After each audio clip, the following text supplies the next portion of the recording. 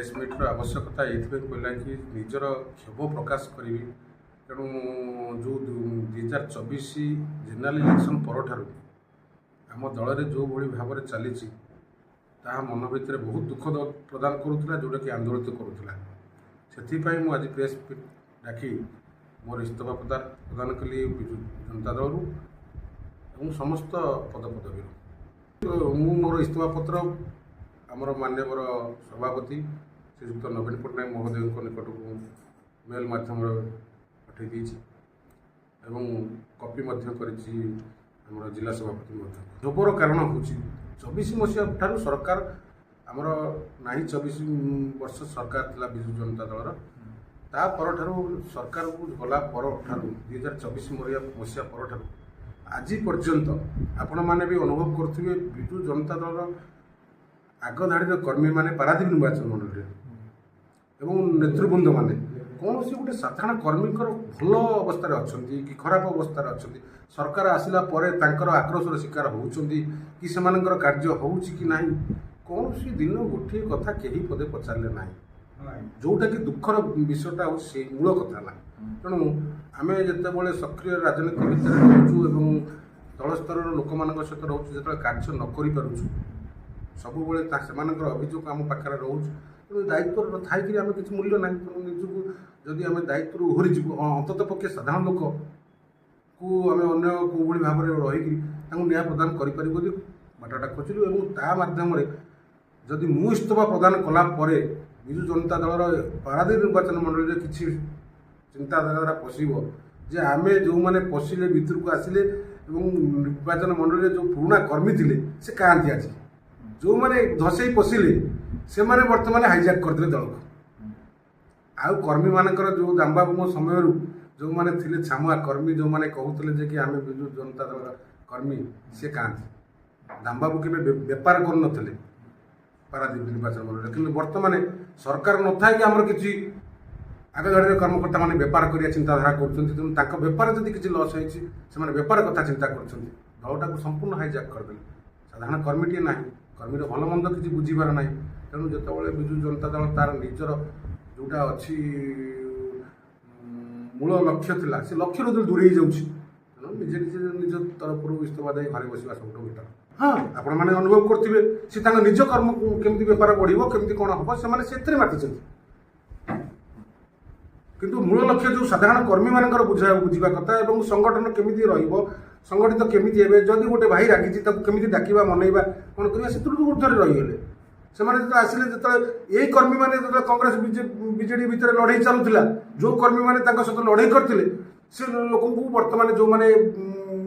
दल भर को आसिले से आंतरिकता प्रकाश कले सी चाहिए केमी एम गले मो दलटा को रखी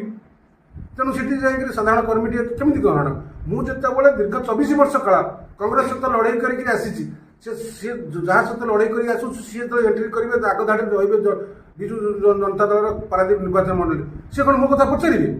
मुझे 5 थर हर दल को हर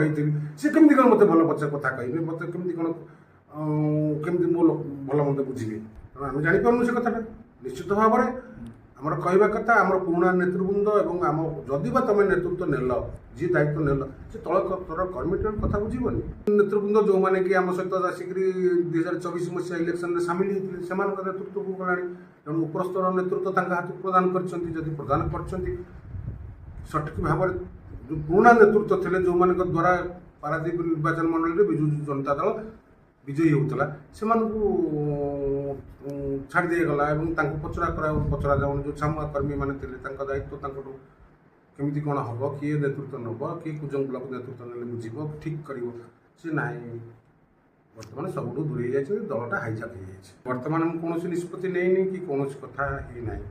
तेणु निश्चित भाव में जिते विजु जनता दल इस्तफा प्रदान कर दुख लगुच दुख लगे अप्रिय सत को ग्रहण करा पड़ो किसी दिन देखा जेहेतु आम लोक साधारण लोकंर सब सहित अच्छू भल मंदे अच्छू सेवा करने आम रही निश्चित भाव में सुविधा दृष्टिकोण जदि आमको किए से आमको ग्रहण करती आमको से लक्ष्य जावाक पड़ो जो लक्ष्य को लेकिन आम माने नेतृत्व नौ तल स्तर में यदि से नेतृत्व को आमको पसंद लगे आम क्या ବଦଳକୁ ଯାଇପାରୁ। ତାଙ୍କ ନିଷ୍ପତ୍ତି ତାଙ୍କର ଅଛି। ତେଣୁ ନିଶ୍ଚିତ ଭାବରେ ପତ୍ନୀ ହେଲେ ବି ଭିନ୍ନ ମଣିଷ, ସିଏ ସରପଞ୍ଚ ଅଛନ୍ତି। ତେଣୁ ମୋତେ କଷ୍ଟ ଲାଗିଲା ପରେ ମୁଁ ଦୀର୍ଘ ଦିନ ହେଲା ରାଜନୀତି କରିବା ଲୋକ ଯଦି ଘରେ ବସିଯିବ ତାକୁ କେମିତି ଲାଗିବ? ତେଣୁ ସେଇଟା ମନ ଭିତରେ ଆନ୍ଦୋଳିତ କଲା ପରେ ମୁଁ ନିଷ୍ପତ୍ତି ନେଇଛି। ନିଶ୍ଚିତ ଭାବରେ ମୁଁ ଯେତେବେଳେ ନିଷ୍ପତ୍ତି ନେଇଛି, ମୋର ଯେ ଧର୍ମପତ୍ନୀ ସିଏ କ'ଣ ମୋ କଥାରେ ରାଜି ନଥିବ କି?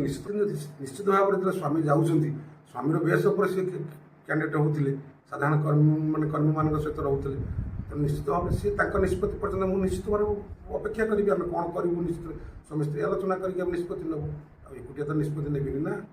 ସମର୍ଥନ ସହିତ ମୁଁ ମଧ୍ୟ ଆଲୋଚନା କରିନାହିଁ। କଷ୍ଟ ଲାଗିଲା ବୋଲି ମୁଁ ଆଜି ଇସ୍ତଫା ଦେଇଛି। ନିଶ୍ଚିତ ଭାବରେ ସମର୍ଥନ ସହିତ ଆଲୋଚନା କରିକି ଯେଉଁଠିକି ଯିବା କଥା କି ନ ଯିବା କଥା କି ରହିବା କଥା ସେ ନିଷ୍ପତ୍ତି ସମ୍ପୂର୍ଣ୍ଣ ଦୂରରେ ଅଛି। ସେ ନିଷ୍ପତ୍ତିକୁ ମୁଁ ଯାଇନାହିଁ। ବହୁତ ଥର କଥା ହେଇଛୁ। ଆମେ ଅପେକ୍ଷା କରିଥିଲୁ ଆମର ଗୋଟେ ବ୍ଲକ ସ୍ତରୀୟ ନେତୃତ୍ୱ ଆସିବ, ଆମ ଭିତରେ ଆଲୋଚନା ହେଇକି ଆସିବ। କିନ୍ତୁ ଆମ ସହିତ କୌଣସି ନେତୃତ୍ୱ ଆସିଲେ ନାହିଁ। ଏବଂ ଯିଏ ନୂଆ ନେତୃତ୍ୱ ବ୍ଲକ ସ୍ତରୀୟ ନେତୃତ୍ୱ ଆସିଲେ ସେମାନେ ଗୋଟେ ପଚାରି ବୁଝିକିରି ଆଲୋଚନା କରି ତାଙ୍କୁ ଦାୟିତ୍ୱ ଦେଇଥିଲେ ଭଲ ହେଇଥାନ୍ତା। ତେଣୁ ପୁରୁଣା କର୍ମୀମାନଙ୍କୁ ସମ୍ପୂର୍ଣ୍ଣ ଇଗ୍ନୋର କରାହେଲା। ତାଙ୍କର କ'ଣ ପାଇଁ ଇଗ୍ନୋର କରାହେଲା ମୁଁ ଭାବୁଛି ଯେ କି ବିଦ୍ୱେଷ ଭାବ ସୃଷ୍ଟି ହେଇଛି। ତାଙ୍କ ମନ ଭିତରେ ବିଦ୍ୱେଷ ଭାବ ଅଛି। ଏମାନେ ରହିଲେ ତାଙ୍କର ବେପାର ବାଣିଜ୍ୟ ହେଇପାରିବ ନାହିଁ। ତେଣୁ ସେ ସମସ୍ତ ସିଣ୍ଡିକେଟ୍ଟାକୁ ନିଜେ ରଖୁଛନ୍ତି ପାଖରେ। ତେଣୁ ଆମେ ତା ଦେହରେ ଗ୍ରହଣ କରିପାରିବୁ।